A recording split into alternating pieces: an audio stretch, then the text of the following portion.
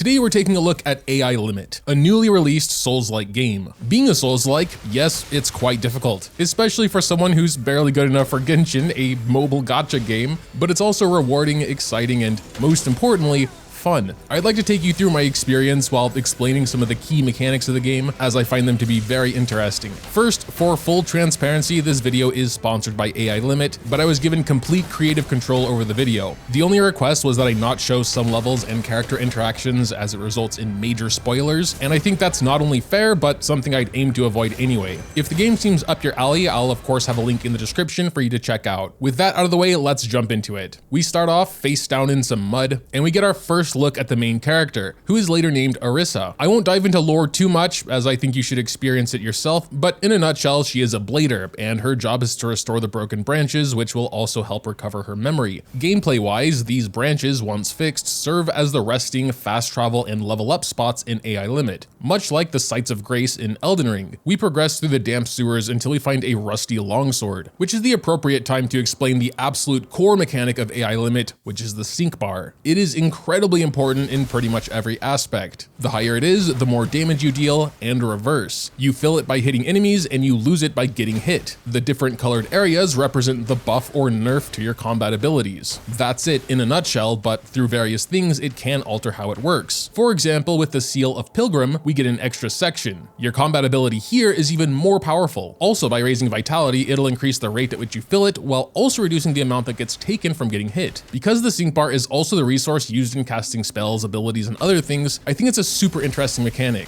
Makes you really consider what's worth using and promotes an aggressive playstyle to keep the bar high. As for combat itself, I'll be honest, it took a bit of getting used to. I think for me, it's that I'm used to dodging being an animation cancel. No matter what you're doing, when you press dodge, you dodge. It doesn't work like that here, and I assume in many Souls-like. If you're in the middle of an attack, you have to wait for that to finish. I assume it's by design, but yeah, again, it took some practice. There are iframes when you dodge though, which is a small window of time when you're immune to damage, but you still have to time it decently well. On offense, we have tons of options. Even the basic attack can vary wildly depending on which weapon you're using, and it does kind of dictate your playstyle. There's also a special attack that can be charged if you hold the appropriate button. Finally, there's weapon abilities. Again, these use your sync meter, but are more powerful than the former options. Anyway, I eventually run into a big dude here.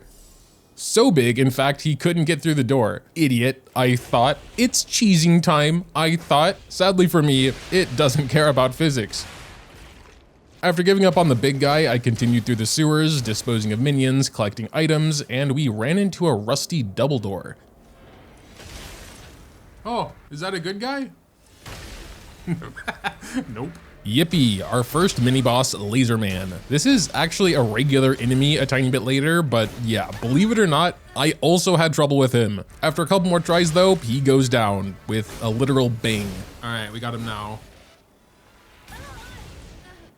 What? Well, we unlocked our first spell, Railgun. As mentioned earlier, you use a chunk of your sync bar to cast it, but it's really cool. Very fast to cast, comparatively uses the least sync out of my current spells, has a piercing ability, and is long range. Its only downside is that it's relatively weak. Continuing on through the sewers, we meet an important NPC that I'll never mention again. She also introduces us to our first branch, which we repair, and that also allows us to level up for the first time. Talking about stats, I personally really like the idea of vitality and being able to fill up the sync bar faster, so I invested into that the most. The rest are pretty self-explanatory, especially if you've played other Souls-like. Life increases HP, strength and technique increase damage of weapons. Both are more or less important for different weapons, and weapons have a minimum stat required to wield them. And finally, Spirit is mostly for spell power. You raise your stats and thus level using crystals, the primary resource in the game. You also use crystals for buying things and upgrading weapons. On death, instead of dropping your entire stash, you lose a percentage of what you are carrying. This could be seen as more or less forgiving than other Souls-like, as typically you lose all resources upon death, but can return to where you died to get all of them back. That is, unless you die again before picking them up, then they're gone forever. Personally, I like how it is in AI Limit. The focus after dying isn't just getting back to your crystals. You take the loss and move on. If you want to get sweaty about it before a tough fight like a boss, you can use as many as possible leveling or buying mechanical parts from a merchant to sell back later. It's not a 100% return, but decently close. Nuclei, another equipable, can not only change how many crystals you lose on death, but how many you gain in the first place upon defeating enemies. The starter Nucleus is very balanced. We retain 75% of our crystals while obtaining 75% 50% of the max from enemies. Some nuclei are more punishing on death, but if you're confident in not dying, you can gain a lot more crystals. Back here, and before leaving, she gives us 3 life dew. These are permanent healing items that automatically get refilled when dying or resting at a branch, much like the potions in Elden Ring and many other Souls-like. She also gives us a choice between 3 starter weapons. I went with double swords because I like to go fast, and they are. I absolutely love the animations on them, but unfortunately they don't have the best stagger power. Anyway, after farming for a while, mostly against my will, enemies respawn when you die,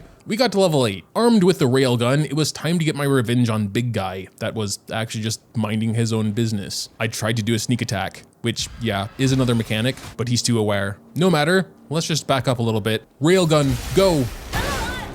For the next hour or so, I was mostly exploring the area, like the bottom of this elevator shaft, and a big hallway with a massive laser dude. It was nice he was cleaning up the enemies for me, and I thought I'd be safe behind the sandbags.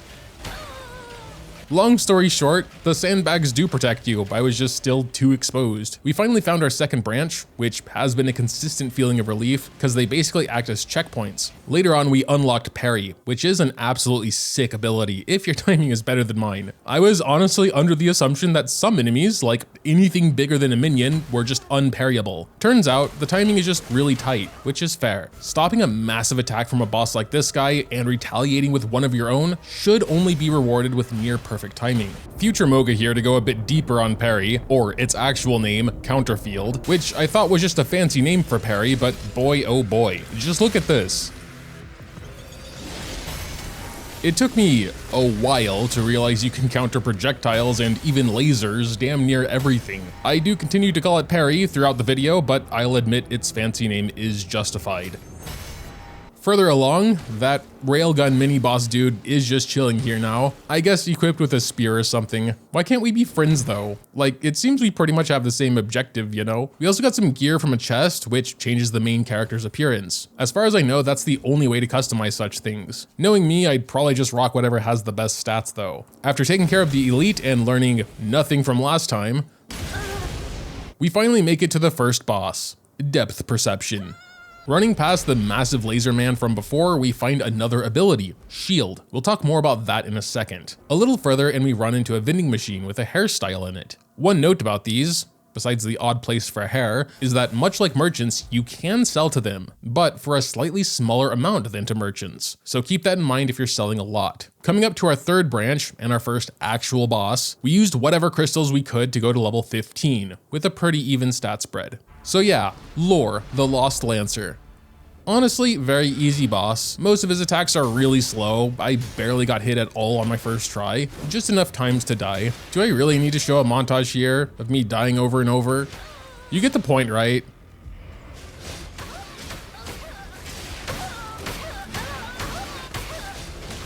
So yeah, 13 deaths, and this here is finally the run. We get to his second phase. Just roll it. I guess now's a good time to talk about Shield. That was my saving grace for this guy. It blocks physical attacks perfectly at the cost of some sync meter, and once it gets hit enough, it turns purple. And then you can do a shield blast to do solid damage and get some sync meter back. Sadly though, it does have quite a wind up. I tried parrying for a few runs and couldn't get it to work at all, so I relied on just blocking attacks and trying to get in a few of my own in between his. I should note that parry, shield, and other abilities are all tied to the same button, meaning you can only have one active at a time.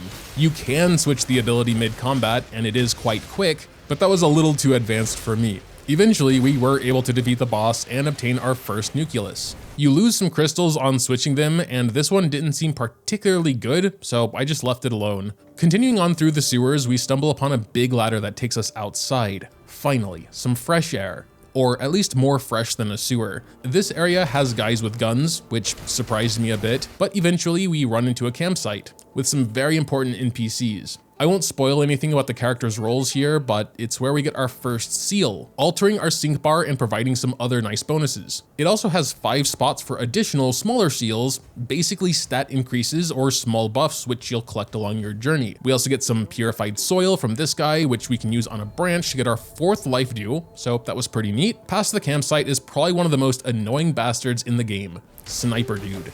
The coward just sits up high and snipes you, and there's not a damn thing you can do about it. I'll spare you the 30 minutes of my ascent to this piece of garbage, as the footage is mostly just trying to find cover while I make my way to where he's at. That was my sole focus. Every ladder I took, stair-step I ascended, invoked a new level of fury and desire to end his pitiful existence. And so it was, finally. The last few ladders to reach him.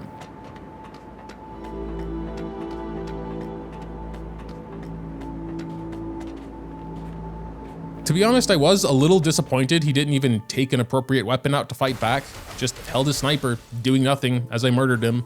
Perhaps he simply accepted his fate. This is also one of the few enemies that never respawns, which in hindsight makes me a little sad. Anyway, there's not a ton to say for a while. Lots of different enemies in the area, things to find, notes to read. There's this dude with a flamethrower, and much like Laser Guy, upon defeating him, we get our second spell, Flame Jet, which is pretty much the opposite of Railgun. Longer casting time, shorter range, but more damage in AoE. I still prefer Railgun. Slightly more notably, we run into a mini-boss. Honestly, and for real this time, I didn't have a huge issue with him. I think at this point I was finally getting comfortable with the controls and how the game flows, or maybe it's because I just spammed a bunch of damage items on him. As a side note, I thought items were more common than they are, so I kinda regret wasting so many on him now. By defeating him, we get another Nucleus. Not so much different from the starting one, a little extra attention and a little less on killing enemies, so I didn't bother with it. Earlier, we bought a Cemetary key from the merchant to access this back area here, full of these weird-ass screaming monsters and blobs that attack you. Good deal. Further in, there's a more human-esque enemy, which instantly turned me into patch notes, so I avoided her for a while. Back on the main path, I noticed a new branch with a big open space ahead. It's boss time. I really appreciate that without words, you just know it. Also, I guess because there's a creepy fucking thing just standing there. So we used whatever crystals we could, jumping us up to level 24 with still a pretty even stat spread. I'm mostly just neglecting technique and spirit. So yeah, Necro, the Panic Reaper. I'll spare you the death montage this time because, truth be told, it wasn't too bad. On my second attempt, I got literally one hit away. One of the less obvious mechanics is about consumables. You can equip up to 6 of them, and they do various things, like healing, dealing damage, or recovering from status effects. But firstly, while you can only hold a certain number of them at once, depending on the item, any you find while full will be sent to storage, so they're never wasted. Secondly, when you use consumables and die, they stay gone. I thought for a while that main bosses were an exception to this rule, because as you can see in this clip, I used this item, it's at 4, and upon dying and coming back, it's back to 5. Thing is, I simply had enough of those items in storage and it automatically refilled it. But yeah, a few tries later and the boss is finished. Either it's just an easier boss or I really am getting better. Who knows? From our victory, we get a really unique ability. In exchange for taking massive damage, we enter a buffed state for some time. This ability goes in the same category as Shield and Parry, which is pretty funny since it's like as opposite as you can get. We also got our first really interesting Nucleus. You lose nearly half of your crystals on death, but get a lot more from enemies. Perhaps the worst one for me personally, but I do like the risk-reward playstyle, so I equipped it later on. From there, we gain access to a new area, the Rooftops. As in every area, there's new enemies, things to see, collect, read, and so on. But I feel at this point I'm basically repeating myself, so I'll just point out the most special moments. Like this room, full of wall bombs, was pretty neat. At the end is a chest with a poison sword in it. I used this bad boy for a while. It has a good mix of speed and stagger, so if you're super aggressive, most bigger enemies don't even get a chance to attack you. Plus, of course, you can poison them, which is a bonus. A bit later, we meet a fellow blader, Phalia, who gives us another seal. But since it didn't seem as good as my current seal, I ignored it. I got a new spell, Missile Barrage, from this missile guy, and they're very strong, but use a staggering 30% of the sync bar. It also has a long casting time and an even longer time for them to actually deal damage. In smaller spaces, the rockets can just hit a wall and be useless, but in the right situation, they are good. There's plenty of pretty intense sections like this one where I'm getting shot at from seemingly everywhere. Being a pro gamer though, I elegantly maneuvered through everything to find some cover. And also a cool little note, don't mind if I do? Well then. From here, there's not a ton to talk about until we get to the 3-faced Pardoner. I thought he was a boss, but his health bar is too small for that. Honestly, still felt harder than everything so far, also with 2 phases. And also where I practiced Parry. When you can get it right, it feels so nice. You can also follow up with some attacks after the fact and get even more damage in. At this point, I was still under the assumption that consumables aren't actually used if you die on a boss, so I used all of my poison dart things. Even after he was poisoned, I just kept using them anyway, and then died. So that was a nice learning moment. The boss itself moves in a very elegant way, almost as if he's dancing, which was cool to look at, but a little hard to predict. The second phase, though, is where things get shocking. Yeah. Very flashy boss, honestly quite fun too. It took a respectable 11 tries to beat him, but I guess at least 3 of those were just learning parry. More than the awesome scythe we got as a reward, which has undoubtedly the coolest ability yet, were more than enough crystals to go to the nearby vending machine and buy the Maid Outfit. I didn't look at the stats, but I'm sure they're good enough. We did get quite a bit further. The Hunter of Bladers battle was absolutely insane. I think I was underleveled for it, to be honest. It took me actually 2 hours to beat her, but I got pretty good at the counterfield mechanic, and everything past her is considered spoiler territory, so I'll end it here with some closing thoughts. In terms of overall level design, most of what I've experienced so far is pretty dark and gritty, which is fitting for the genre. There are some brighter areas, and perhaps more later as well, but I wouldn't count on a lush green environment with butterflies and rainbows. The level layout does have enough branching paths that lead to items or NPCs, other hidden things, but it's definitely not open world, and I think that's totally fine. I'm of the opinion that open world straight up hurts some games if they weren't explicitly designed for it from the beginning. But yeah, so far I'm really enjoying the game, even more so as I play it and become accustomed to how everything works. Yes, this is a sponsored video, but I didn't need to play it for 10 hours for that, and I don't need to finish it, but you can bet your ass I will. If you're not sure yet, there's also a demo available on PS5 and Steam at least, if you want to try it out. But yeah, let me know what you think in the comments down below. Dropping a like or subscribing to the channel if you enjoyed is always greatly appreciated as well. Thanks, as always, for watching, and until next time.